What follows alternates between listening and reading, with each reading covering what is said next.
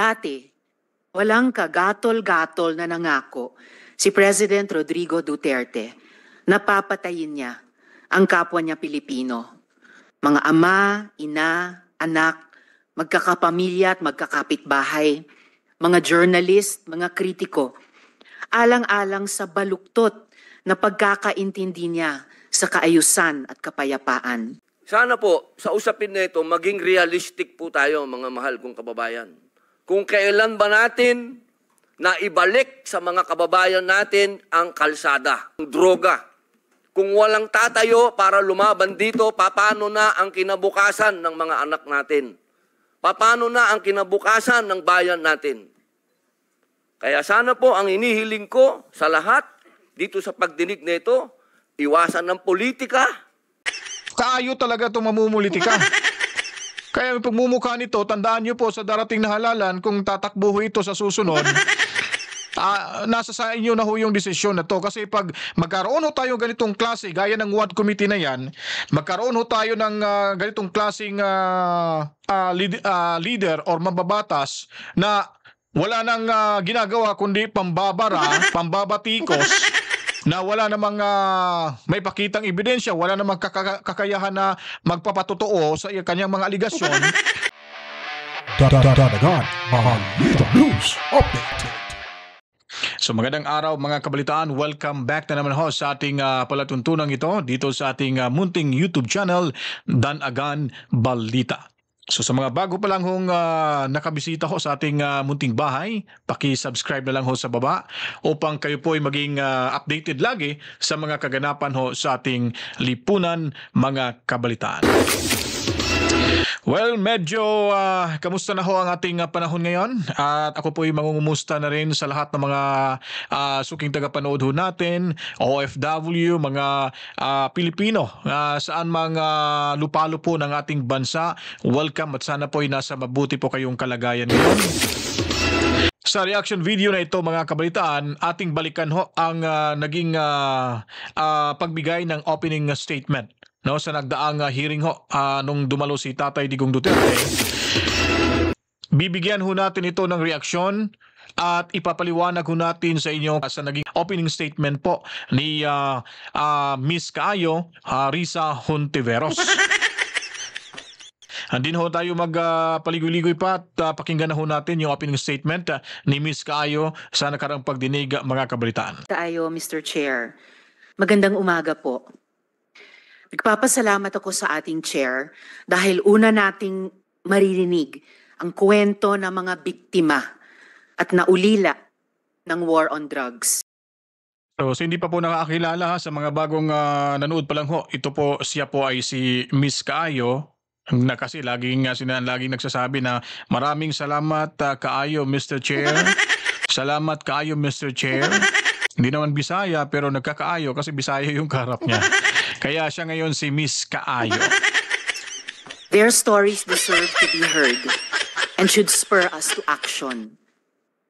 Mga kababayan, dati walang kagatol-gatol na nangako si President Rodrigo Duterte na papatayin niya ang kapwa niya Pilipino.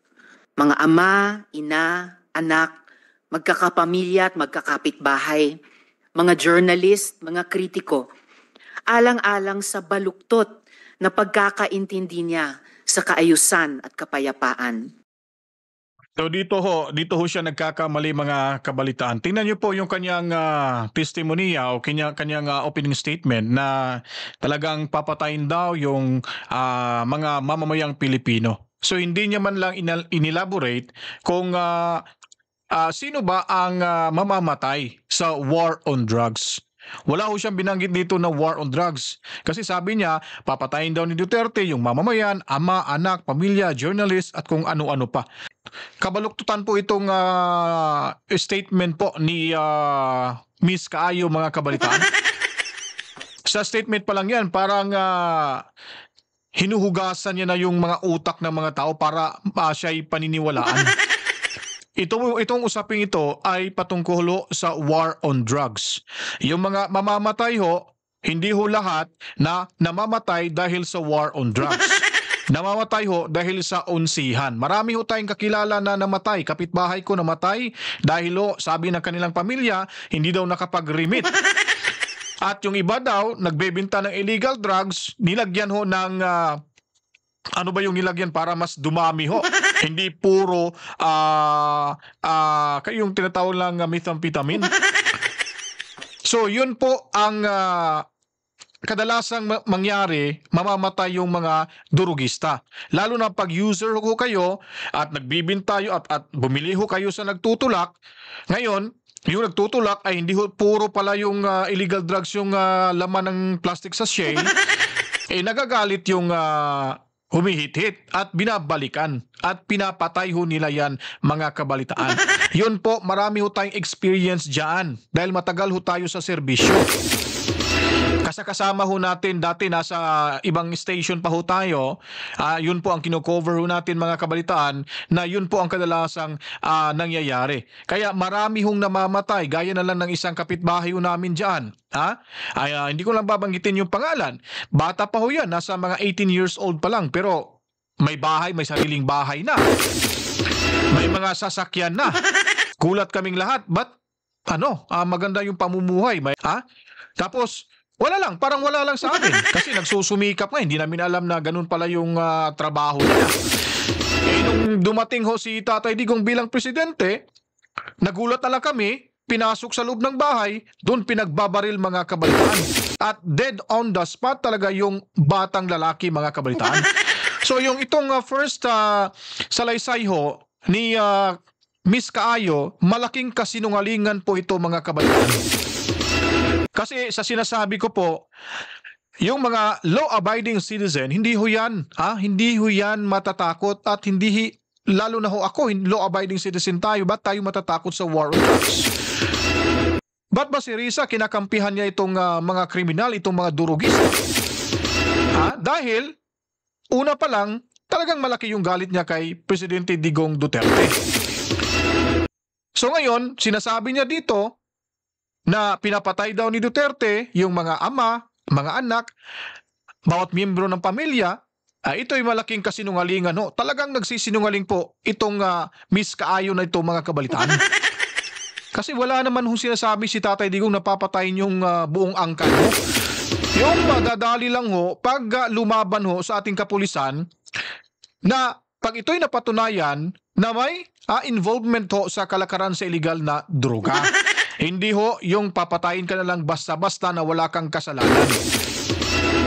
Sa paliwanag at sa statement pa lang ito ay nako, huwag na tayong maniwala sa babaeng ito, mga kabalitaan. Tingnan yung mukha nito, hindi ko na sasabihin kung anong klaseng mukha nito, pero puno ng galit puno ng puot. Kasi hindi sila makaganti-ganti ni Tatay Digong Duterte. Ewan ko kung sino kayang drug lord na pumuprotekta nito o drug lord na kanyang pinoprotektahan. O baka may nadaling drug lord kaya nagalit siya, baka isa sa kanyang kaibigan. So, nakakatakot itong klaseng babae, klaseng mambabatas. Sa susunod na eleksyon, tingnan niyo yung pagmumukha nito, mga kabalitaan. Kayo na pong humusga. Kung tatakbo ito, baka may plano kasi bali-balita gusto niyang maging leader ng oposisyon. Ambisyosa rin si Miss Kaayo. Kaya talagang nagpapakapalmuks ito. Kahit alam niya naman na maraming galit na sa kanyang mga mamamayan, ayun pa rin. Nagpapakitang gilas pa rin na wala namang ibubuga. Yan ang isa sa mga pangako niyang sana hindi na lang niya tinupad. Tingnan niyo po, nangako daw si Presidente Duterte. Hindi naman nangako si Presidente Duterte na patayin yung mga mabubuting tao. At wala naman siyang sinasabi na papatayin ka agad-agad, may due process, hinuhuli nga Kaya kaso pag nanglaban ka, patay ka talaga. Maraming nagsasabi, nagbibiro lang daw si tatay. Pero sa ngayon, hindi tayo nandito para magtalo pa kung anong ibig niyang sabihin sa libo-libong beses na sinabi ni President Duterte na papatayin niya tayong mga Pilipino. Today, we will take him at his word. Ngayong umaga, iimbestigahan natin ang madugong war on drugs at ang mga batas at polisiya na nagpahintulot dito. Malaking bagay po ang partisipasyon ni dating Pangulong Duterte bilang chief architect ng giyerang ito. Kulang ang anumang investigasyon kung hindi siya tatanungin. Ngunit, hindi ito tungkol lang sa kanya dahil bawat biktima ng EJK at mga naulila nila ay biktima ng sistematikong pang-aabuso. O ngayon, biktima daw ng EJK. Ang tanong ba dyan, hindi ba malaking supalpal o sampal sa pagmumukha nyo nga? Ha? Miss Kaayo? Ito yung desisyon ng Court of Appeals at Supreme Court na talagang ibinasura na ho yung kaso laban kay Tatay Digong Duterte dahil nga po wala ho silang substantial evidence, wala ho silang nakikitang ebidensya na makakapagturo talaga na ito po talaga ginawa ni Tatay Digong Duterte, mga kabalitaan. Ito po yung napakalaking kasinungalingan ho ito yung ginawang testimony or pamahayag or salaysay ho nitong si Miss Kaayo, mga kabalitaan. Tignan niyo po yung paugali nito, hindi siya husgado, hindi siya korte, pinipresecute niya na si Tatay Digong, kinukonvict niya na si Tatay Digong, dinidesyonan niya na talagang si Tatay Digong ang responsibilidad sa patayan. Yung Supreme Court nga, yung Court of Appeals, ibinasura nga yung kaso laban sa ating dating Presidente Duterte. Yung patayan na sinasabi niya, at sinabi pa dito, judgment is no longer subject to appeal, meaning hindi nyo na ho mababago yung desisyon ng Court of Appeals. Hindi na kayo nahiya dyan sa desisyon na yan. At pabalik-balik ko kayo sa mga ganyang akusasyon. Ngayon, itong statement na to ay talagang malaki hong kasinungalingan nito, mga kabalitaan. Dahil alam mo natin, namumulitika lang po itong si Miss Kaayo. Kaayo talaga itong mamumulitika. Kaya yung pagmumukha nito, tandaan nyo po sa darating na halalan, kung tatakbo ito sa susunod, nasa sa inyo na ho yung desisyon na to. Kasi pag magkaroon ho tayo ganitong klase, gaya ng Ward Committee na yan, magkaroon ho tayo ng ganitong klaseng leader or mababatas na wala nang ginagawa kundi pambabara, pambabatikos, na wala namang may pakitang ebidensya, wala namang kakayahan na magpapatotoo sa kanyang mga aligasyon, huwag na natin ilagay ito sa pwesto. Alisin na ho natin, idiretso na natin ito sa inidoro. Kasi hindi ho uunlad ng bansa kasi nga walang tulungan na mangyayari. Alam naman ho natin yung ginawa ni Tatay Digong ay para ho sa future ng ating mga kabataan sa darating pang na mga henerasyon. Yung Singapore nga, sobrang strict sila doon sa panahon po ni Prime Minister Lee Kuan Yew. Talagang halos doon nagkakagulo dahil sa sobrang strict ni Lee Kuan Yew. Pero nagawa niya pang baguhin yung imahe ng Singapore. Tingnan niyo po yung mga tao doon. Ilang taon tayo sa Singapore. Almost 10 years tayo doon, pabalik-balik tayo ng Singapore. Nakikita natin yung mga tao doon, disiplinado, takot silang magkasala. Dahil nga stricto yung si Lee Kuan Yew. Ngayon, tingnan nyo. Yung sumunod na Prime Minister, yung bago, at hanggang yung mga tao ngayon, ano bang ginagawa? Napakaganda. Mas lalo hong umangat pa yung pamumuhay ng bawat isa doon at yung kanilang bansa. Ito sana yung ito sana yung pintuan. Wake up call sana to sa mga natutulog na mga empleyado sa gobyerno, lalo na mga mambabatas, ang ginawa ni Tatay Digong Duterte. Dahil marami na hong mga opisyal, ang mga namunuho sa ating bansa na wala talaga tayong nakikitang pagbabago. Karamihan, kadalasan, kung sino may bagong presidente, inaatake nila. Ngayon, ginawa rin nila sa panahon ni Tatay Digong Duterte. Nasimula na. Kaso hindi ho ito matapos-tapos, babalik ko tayo sa dating gawin. Mawawalan ho ng disiplina yung bawat isa dahil nga po may mga taong pumuprotekta na sa mga kriminal. Gaya na lang itong pagmumukha ni Miss Kaayo. Anong mangyayari sa bansa natin? Pagdating sa susunod na mga henerasyon natin, ganun pa rin yung kanilang matatamasa. Walang pagbabago. Kaya maraming naghihirap po sa bansa natin dahil nga po sila lang ang gustong yumaman, sila lang po ang nagpapalaki ng kanilang mga puwet dyan sa kanilang inuupuan at sila lang po ang nagtatago sa pera ng taong bayan. Hindi na pupunta po sa mga proyektong pagtulong sa mga mahihirap. Marami tayo unemployment problem, napakadami, sasabihin natin kunti na lang. Hindi ho ako naniniwala dyan mga kabaitan. Bakit? Alam nyo kung bakit? Dahil po malaki ho at nandyan pa rin po ang diskriminasyon sa ating bansa. Kung ikaw ay high school graduate ka, wala kang magandang makukuhang trabaho. Sa Singapore, sa Amerika, kahit special child ka, may mga trabaho. Hindi namimili, kahit putol pa yung daliri mo, bulag pa yung kabilang mata mo, may trabaho po kayo. Pero kung sa atin ho, sa Pilipinas, pag nag-apply ka ng trabaho, titignan ka lang sa physical na anyo, diyan pa lang, hindi ka pa nga natanong kung ano bang skills mo, ano bang maiambag mo sa kampanya, wala na. Ex ka na, ikis ka na mga kabalitaan. Yan ang dapat hong baguhin dyan sa Pilipinas ng ating mga namumuno. Papunta na ho tayo doon sa panahon ni Tatay Digong. Iniisa-isa niya lang Inisa-isa niya lang, kaya nga linisan muna natin yung illegal drugs sa bansa. Dahil dyan po nagsisimula rin ang korupsyon. Yun po ang malaking problema sa ating bansa mga kabalitan. Kaya hindi po tayo aasenso Kaya ayaw ko po talaga sa mga oposisyon gaya ni tawag nito, ni Miss Kaayo, dahil alam ko po na wala po itong maitutulong. Kaya kailangan ho talaga ng unity. Kailangan ho talaga ng pagtutulungan ng mga leaders ng ating bansa, dahil po yun ang pinakaunang pangunahin nga kailangan po nating gawin para matuloy ang plano sa pagbabago sa ating bansang Pilipinas.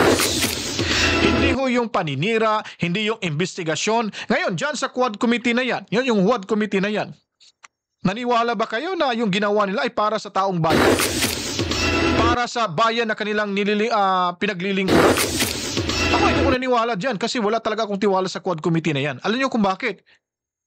Kasi very selective ho sila. Yung sa kanilang investigasyon, isama na rin natin dito si Miss Kaayo, ay mga kalyado ho sa politika ni Tatay Digong Duterte. Yung kanilang iniimbestigahan ho. Yun po yung malaking problema. Kung wala ho silang kinikilingan, yung problema hong sa ating bansa ngayon, yung flood control projects, napakalaking perang nawaldas ho dyan na hindi ho talaga na pakinabangan ng taong bayan, ba't hindi ho nila yan iimbestigahan dyan sa WAD Committee na yan mga kabalitaan? Bakit natatakot sila? Dahil si Martin Romualdez at saka si Saldico ay talagang maglapit na kaibigan. At sila yung boss nila dyan. Dahil si Saldico ay kontraktor din sa mga ilang proyekto sa ating gobyerno mga kabalitan.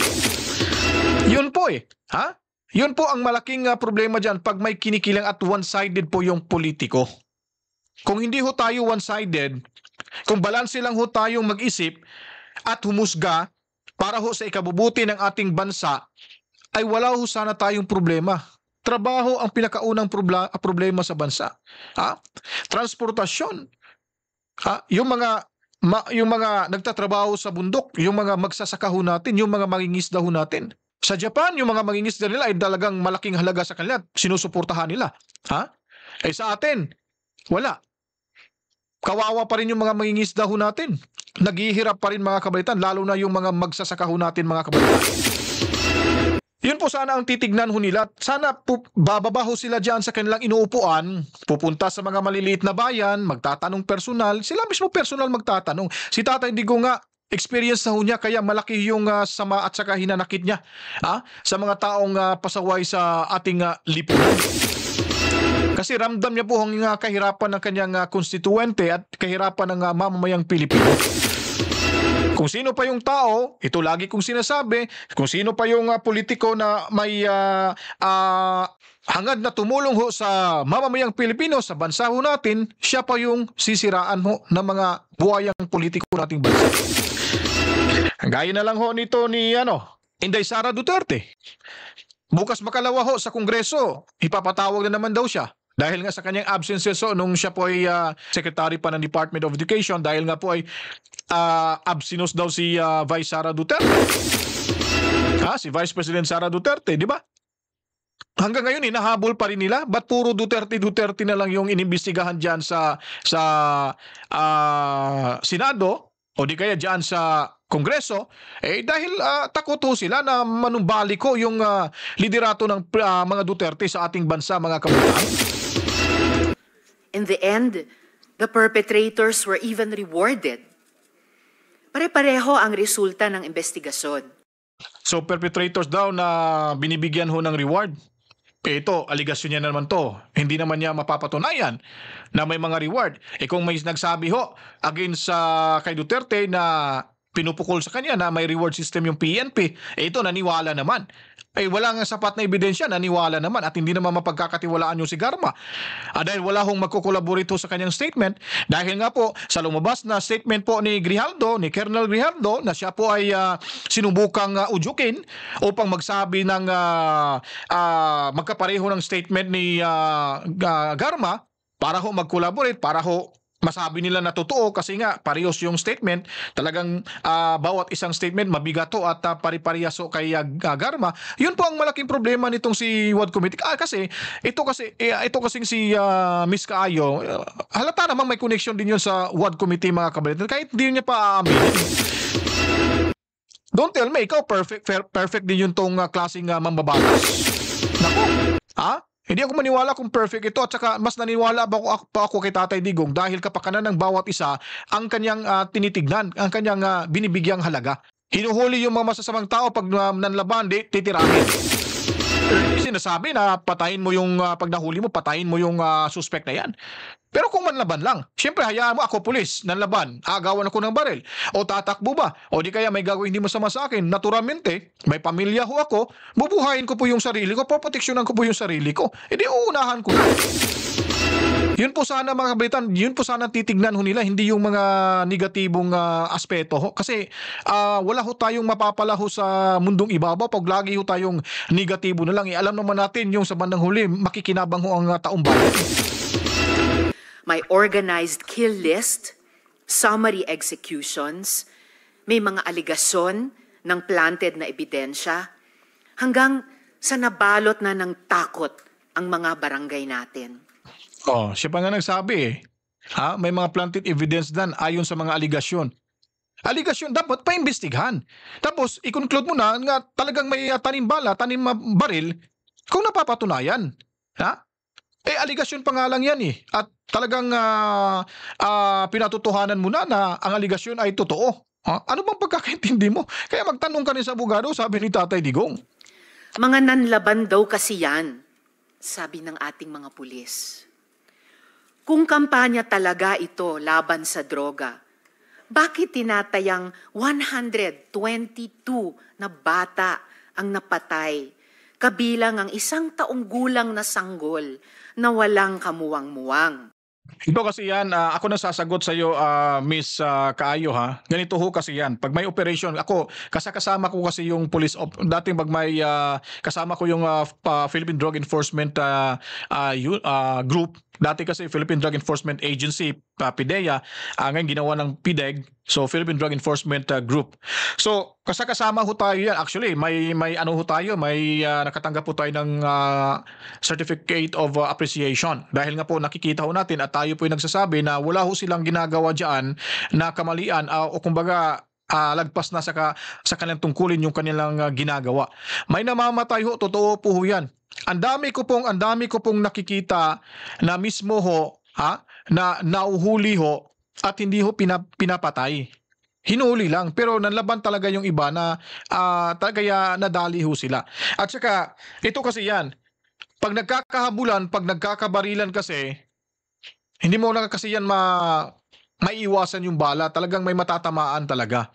Lalo na pag nasa kagipitan, kumbaga kung makikita mo, ikaw polis, nakikita mo talagang dihado ka na talaga, siyempre magpapaputo ka kasi nga wala ka ng choice May matatamaan, hindi ho ibig sabihin pag natamaan yung minor de edad, natatamaan yung isang taong gulang na bata, ay talagang pinapatay, sadyang pinapatay.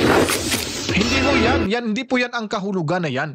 Totoo yung sinasabi nyo po, Miss Kaayo, may namamatay talaga. Ako, witness din ho ako niyan. Natatamaan din. Yung nakaraan nga, iba, sa amin, sa lugar ho namin, kung maniwala ho kayo sa hindi, na na cover ho natin yan, lahat ng mga radio station. Mantakin nyo po, yung tao na yun ay nasa nagtutulak ho ng illegal na droga.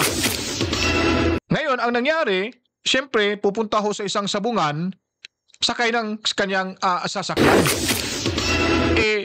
May kasama, pinick up yung kasama, at saka sumakay ho lahat sila doon, pumunta doon sa sabungan. Bago pumunta ho sa sabungan, yung taong sinasabi kong allegedly may involvement ho sa illegal na droga, bumaba ho sa kanyang sasakyan at nagkapipa at nagpaiwan dahil may hinihintay na kaibigan, at yung sasakyan na yon dinala ho nauna na sila kasi may may dala yatang may entry yata yun sila. So pumunta ho sila na sabungan. Hindi na nila yung nakasakay ho sa auto na yan, wala ho, talagang napaka-inosente ho. Alam niyo po ba kung anong nangyari? Apat yata yun Apat yung nadali kung hindi ako nagkamali. Niratrat ho yung nasa loob ng mga anang sasakyan. Kaso yung target nila ay wala. Ang nadali yung apat na walang kaalam-alam ho sa ginawang kalukuhan, allegedly na involved po sa illegal na droga, yung tao na iyon, mga kabalikan. So ibig sabihin, may unsihan daw na nangyari. Di umano. Kaya galit na galit yung tawag nito, yung siyempre, sino ba yung supplier nun? Galit na galit, mga kabalitaan. Akala nila na andoon sa sasakyan sabay sa sumakay ng mga kaibigan niya papuntang sabungan. So, yung insidente ba yon? Tatanong ko lang sa iyo, Miss Kaayo, maituturing niyo po ba yung AJK? Extrajudicial killing? Maituturing, ilalagay niyo ba sa lista sa AJK na yan? Malamang kung nalaman niyo yan, ilalagay niyo talaga. Kaya kayo dyan, ikaw Miss Kaayo, kung anong nakikita at naririnig mo, doon ka lang naniniwala. Ba't hindi ka pumunta sa baba, mag-imbestiga ka kung bakit ho may namamatay sa war on drugs? Hindi ho yan lahat na namamatay dahil pinagpapatay ng mga kapulisan ho natin. Isa na lang yun sa halimbawa sa sinasabi kong niratrat yung sasakyan. 4 yung nadali, may 18, 19 years old pa doon na nakaupo lang, sumakay lang para excited pumunta doon, kay lahat sila mga sabungero. Excited sila doon pumasok doon sa cockpit arena. Yun, hindi pa nga dumating, niratrat na. Anyari? Patay. Sino bang nabuhay? Yung allegedly na involved sa illegal na droga. So ibig sabihin nun, EJK yung sa tingin mo kung alam mo yung pangyayari na yun, Miss Kayo? Kaya dahan-dahan ho tayo sa ating mga pananalita kasi babalik at babalik ko yan sa inyo. Wala ho kayong kalam-alam sa pangyayari ho sa illegal na droga.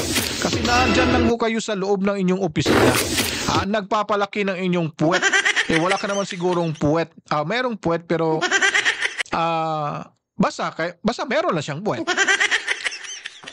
Yun po ang ibig natin sabihin. Yung unsihan sa droga, mga kabalitaan. Alam ko po yan. May kakilala rin ho akong opisyal may kakilala rin ako na negosyante. Pero yung negosyante na yun, hanggang ngayon, hindi pa ho nakakamit yung hustisya. Madami ho kasing mga namamatay na hindi ho sa nanlaban dahil nga po sa unsihan sa droga, mga kabalitaan. Dapat yan ay bigyan nyo rin ng pansin. Hindi lang yung nahuli tapos napatay, sasabihin na extrajudicial killings. Napaka-bias naman ho kung ganon. Napaka-bias po kung ganon. Kaya kayo ho dyan sa Senado, yung mga kumukontra ho sa pamamalakan ni Tatay Digong Duterte, wag lang hanggang dyan. Dapat bumaba ho kayo.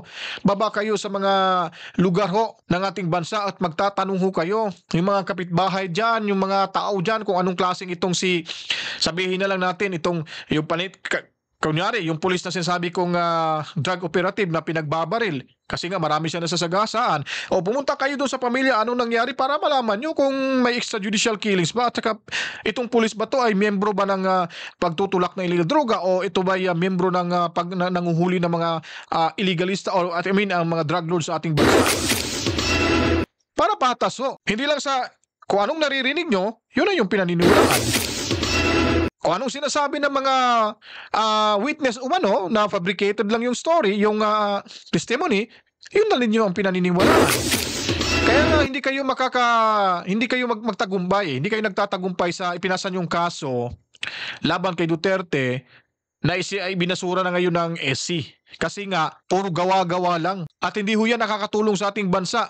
Ilan lang hong politiko, may malaki ho yung kanyang commitment para sa bayan at para sa taong bayan na talagang ipaglalaban ang karapatan ng bawat isa at protektahan ang kaligtasan ng bawat isa, mga kabalitaan. Nanlaban? Yung 32 na namatay sa Bulacan sa loob ng iisang gabi. Oh, sa 32 sa Bulacan, ba't hindi mo puntahan? Ba't hindi ka magtanong? Ba't hindi ka mag-imbestiga ng mag-imbestiga? Hindi na lang yung tatanggap ka lang ng investigasyon at yun ang papaniwalaan mo. Ikaw kaya personal na mag-imbestiga para malaman mo. Ba't itatanong mo yan kay Tatay Digong? Si Tatay Digong nagsabi lang sa mga pulis na i-implement niyo yung anong polisiya natin sa war on drugs. Wala namang direktang participation ng presidente natin na pumunta ng Bulacan para patayin yung 32 na kataong sinasabi mo. Hindi ka ba tanga sa mga salita mong yan? Ba't itatanong mo yan kay Tatay Digong? Oh. Pati kay Kian, tinatanong mo kay Tatay Digong. Alam mo naman na may gumawang may tumira talaga doon. O ano bang ibig mo sabihin? Utos ba yun mula kay Tatay Digong yung pagpatay sa batang yun? Common sense, sentido común naman sana. Sobrang talino mo pero umaapaw na sa bunbunan mo yung talino mo, hindi mo makontrol eh. Noong 2017. Lahat ba yun nanlaban? Talaga? Yung 26 kataong patay sa isang gabi rin noong 2017 sa Maynila naman. Oh, Jan, yung tanong mo yan, ba't hindi mo tanungin yung sarili mo at tanungin mo yung mga kapitbahay doon? Ba't mo itatanong yan kay Tatay Digong? Sabi ko nga, wala ngang direktang participation si Tatay Digong. Ang sa kanya ay nag-utos lamang kung ano yung pulisiya niya. Kung may lumabag sa pulisiya niya, siyempre mananagot to. Pero siya po ang magtitake sa full responsibility on war on drugs. Nako naman itong si Miss Kaayo. Talagang napakakaayo mo talaga. Tumagos na yung talino mo sa bunbunan mo. Namumuti na yung buhok mo. Patunay lang ho yan na parang, tingnan mo nga yung noo mo. May sign of aging na ho yan, mga kabalitaan. Nanlaban. Para sa maraming biktima, hindi madali ang manindigan para sa kanilang mga karapatan. Kaya sa kasagsagan ng war on drugs noong 2017. Kasi yung mga nanahimik na ng mga pamilya ng biktima, nilalapitan pa kasi ninyo. Kinakausap, kinakausap at may pasimpleng offer. Sabihin, sige, huwag ka mag-alala. Binibrainwash nyo kasi, sige, huwag ka malala, lumabang ka, andito kami. May immunity kayo. Magtitistigo kayo, may immunity, protektado kayo ng gobyerno. Andito lang kami. Yun talaga ang pinapaasa nyo sa kanila eh. Pero deep inside, tingnan mo nga yung kapatid ng, sino ba yun ang taong nagtestimony laban kay Pastor Kibuloy? Na pinatay daw itong si utos daw ni Kibuloy. Hindi nga niniwala yung kapatid eh. Hindi daw siya naniniwala sa sinasabi ng kanyang yung lalaki. Hindi ko lang, pag hindi ako interesado, hindi ko talaga makikilala yun eh. Diba? Ewan ko kung ano bang nasa utak itong si Risa Hontiveros. Kasi sa totoo lang, wala talaga akong nakikita sa kanya na kahit kahit isang hibla lang ng kanyang buhok ba na magsasabing congratulations Tatay Digong sa ginawa mo. Diba?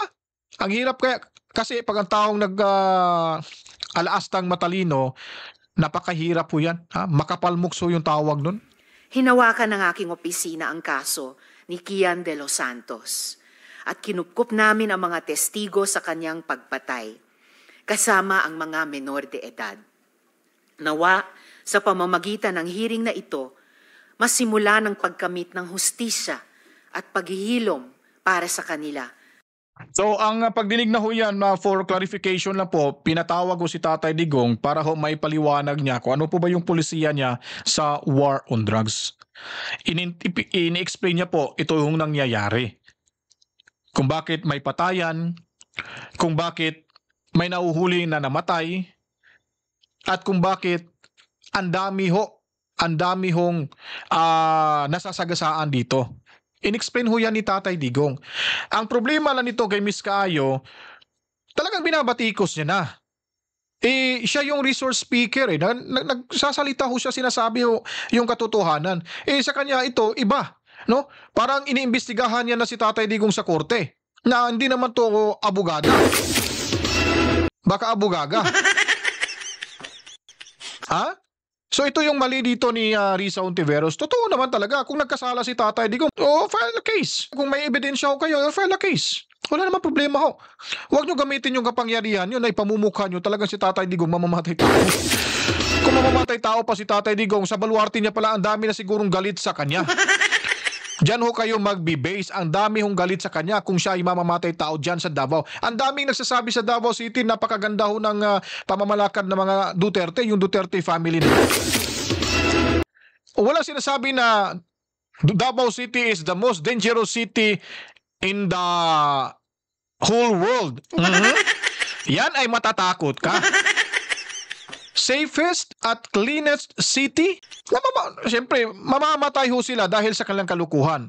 Tama yung sinasabi yung logic ni Tatay Digong. Sabi niya, alam nyo kasi, Your Honor, yung city namin, ito yung unang syudad na nag-boom daw. Kaya kung saan yung maraming pera, kung saan yung mga maraming negosyante, doon din maninirahan itong mga masasamang mga tao, gaya na lang ng holdupper, criminal, at kung ano, kidnapper, at kung ano pa.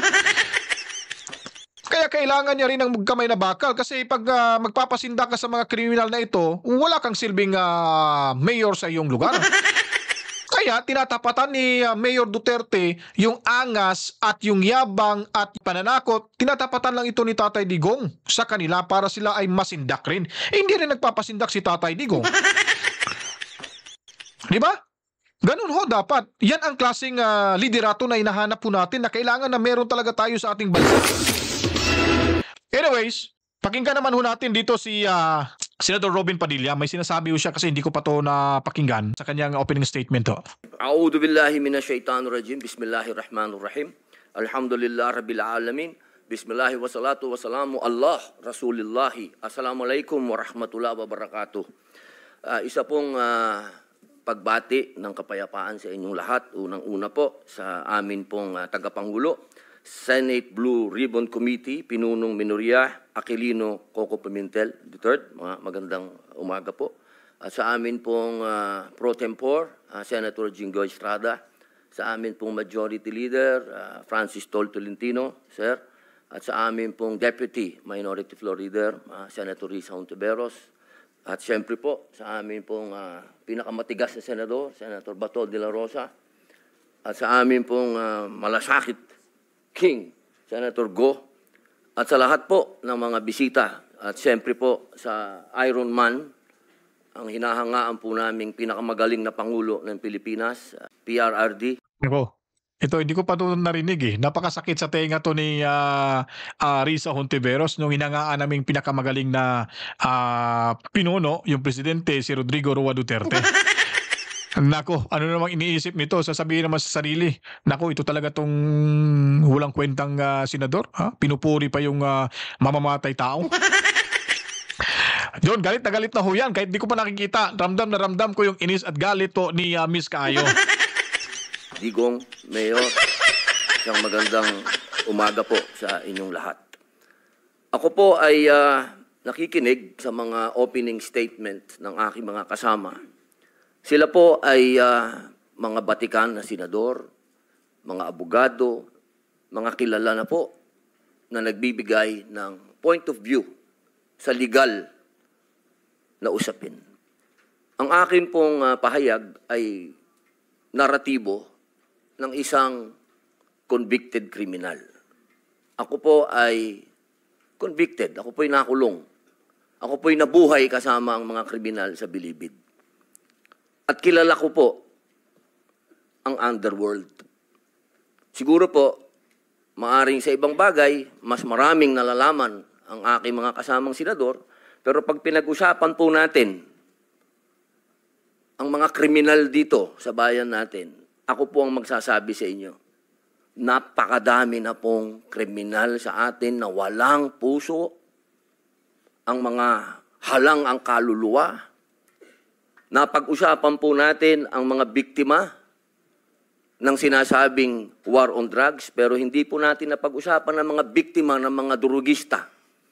Iyon. Yan ang malaking punto dyan, mga kabalitan. Malaking sampal ho yan ni Miss Kayo. Palakpakan natin si Senator Robin Padilla. Hindi ho yan abogado si Senator Robin Padilla. Political science graduate ho ito. Simpleng artista, simpleng mamamayan. Naging na-convict ko sa illegal possession of firearms at nakasama ho niya yung mga kriminal, yung mga drug lords doon sa Bilibid. So naging senador, mga kabalitaan. So malaki na ho itong karanasan sa buhay, mga kabalitaan. Ito yung sinasabi niya, pinag-uusapan ho yung mga namamatay sa war on drugs. Ngayon naman ho, ba't hindi ho natin pag-uusapan yung mga nabibiktima ng mga drug lords at kung ano-ano pa. Ano, Risa? Di ba? Masakit ang katotohanan pag ikaw ay mismo direktang nakakarinig sa ganitong usaping ito, sa ganitong salaysay na ito. Ha? May maisasagot ka kaya sa sinasabi ni Senator Robin Padilla na pag-uusapan lang yung mga sinasabing namamatay sa war on drugs? Ba't hindi pag-uusapan? Ba't hindi ipaimbestigahan yung mga biktima ng mga durugista ng ating bansa? Kung paano pinapatay ang kanilang mga anak, pinapatay ang kanilang mga asawa, pinapatay ang kanilang kapitbahay. Kung paano sinira ng droga ang mga buhay ng mga pamilya ng OFW. Kung paano po sa loob mismo ng Bilibid, kung saan po ako nakulong ng 3 taon at ginawa ko pang pelikula ito. Ang pangalan po ng pelikula, maaari niyo pong panoorin, Hari ng Selda. Dito po ay binunyag ko na sa loob mismo ng Bilibid ay nagluluto ng shabu. 1998 po yun. Kung bibilangin po natin yung taon na yun, hanggang sa dumating ang Iron Man, ilang taon po yun. Ganun po kahaba ang mga panahon na namayani at talagang naghahari ang mga drug pusher sa Bilibid. Alam niyo po, mga mahal kong kababayan, alam niyo ba, mga kabalitaan, nung sinabi ni Senator Robin Padilla na saksi siya sa pagluluto ng mga illegal drugs diyan sa loob ng Bilibid, talagang nanindig yung balahibo. Aramdam ko yung kirot ng puso ni Robin Padilla. No? Imaginin mo, naghahanap tayo kung sino talaga yung supplier ng illegal drugs sa ating bansa. Pinagbibintangan pa natin ng kahit sino-sino pa, yung mga Chinese, yung mga ano-ano pang mga lahi dyan, African. Meron naman talaga, pero mas marami pa pala sa loob ng Bilibid. Kaya nga, na-involve ho dito si Bilibid Queen, si Leila de Lima, kasi nga nasa loob lang pala ng kanyang nasasakupan na yung pagluluto ng illegal drugs, yung mga bawal na gamot, ay nasa loob lang mismo sa property ng ating gobyerno, mga kabalitan. Imagine, ang tagal na panahon na yan, paano pag hindi nakapasok sa Bilibid itong si Robin Padilla? Hindi ho natin malalaman na naandun. Meron man, malalaman ho natin, pero sasabihin lang na kwentong barbero lang ho yan.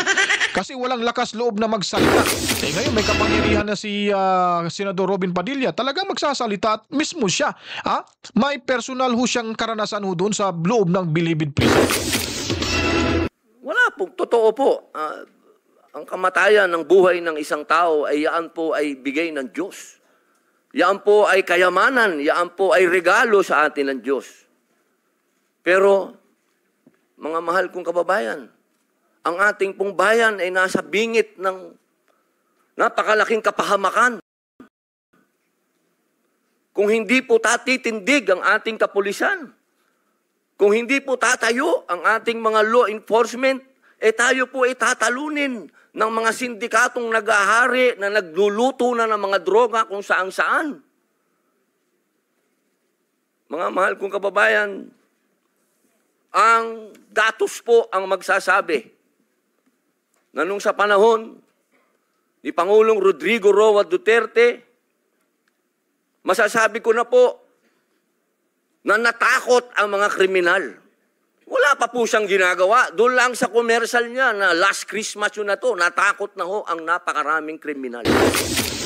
Natakot na ho ang napakaraming durugista, napakaraming pusher ang nag-surrender. Wala pong nangyayari. Sa salita lang po yun. Mga mahal kong kababayan, kung sisisi natin lahat ang mga namatay dito sa administrasyon ni Rodrigo Roa Duterte, abay nagkakamali po tayo.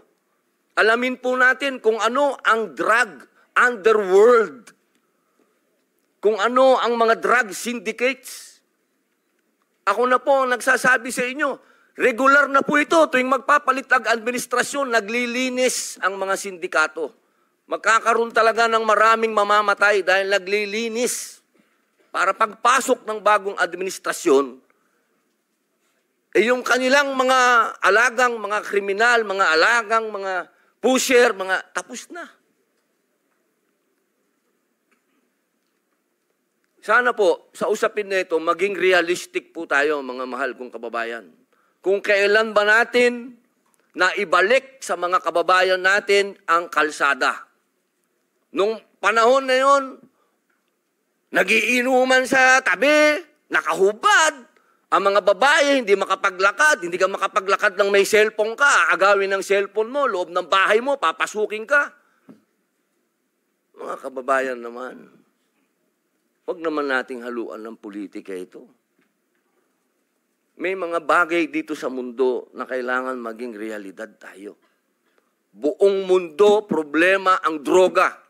Kung walang tatayo para lumaban dito, paano na ang kinabukasan ng mga anak natin? Paano na ang kinabukasan ng bayan natin? Kaya sana po ang inihiling ko sa lahat dito sa pagdinig nito, iwasan ng politika at tingnan po natin kung saan talaga tayo tutungo ang bayan natin. Mga kababayan, lubog na po tayo sa utang, lubog pa tayo sa tubig, pati ba naman sa ganito, lubog pa rin tayo. Yun lamang po, maraming salamat po. Ayun, so mga kabataan, parang masakit ho isipin at nakakasama ho ng loob yung sinasabi ni Senador Robin Padilla. Talagang totoo naman. Yun po ay katotohanan, kahit sino hindi ho yan maitatago na tayo ay lubog sa utang, lubog sa tubig baha at lubog ho tayo sa pamumulitika, mga kabalitaan. Kaya may punto ho rito si Senador Robin Padilla. Napakalaking sampal ho ito sa harap mismo ni Miss Kaayo Risa Hontiveros. Kasi nga talagang namumulitika na ho itong aling ito. Hindi iniisip, hindi tinitignan yung likuran niya, yung kanyang environment, kung malinis na ba. Sariling environment ito, talagang marumi, dugyot pa ho ito sa pagmumukha nito, mga kabalitaan. Dugyot pa ho ito sa kanyang prinsipyo. Of course, prinsipyo nito, dugyot din. Di ba? Tama ho ang sinasabi ni ni Senador Robin Padilla na magtulungan ho tayo. Maging realistic ho tayo sa pangyayaring ito para makita ho natin kung ano yung takbo ng buabayan natin, ng kinabukasan ng ating bayan sa darating na mga panahon at para sa ikauunlad ng ating mga susunod na henerasyon, mga kabalitaan. Dahil tayong lahat may papalit na ho natin pagdating sa oras ho natin magpapahinga na tayo habang buhay. May darating ho na susunod na mga henerasyon at sila naman ho ang magpapalakad sa ating bansa. Paano ho nila ilalakad ng maayos ito? Yung kanilang sinusundan wala namang pakialam sa kinabukasan. Napakahirap intindihin ho ang simpleng bagay, simpleng commitment para sa ikaunlad ng bayan ay hahaluan pa ng politika. Kaya kung bago pa lang ho kayo dito sa ating reaction video sa ating munting channel, mga kabalitaan, huwag niyo pong kalimutan mag-subscribe na po para lagi ho kayong updated sa ating mga kaganapan sa ating lipunan. Para lagi ho kayong mag-subscribe na po para lagi kayong updated sa mga kaganapan sa ating lipunan. Kaya hanggang dito na lang.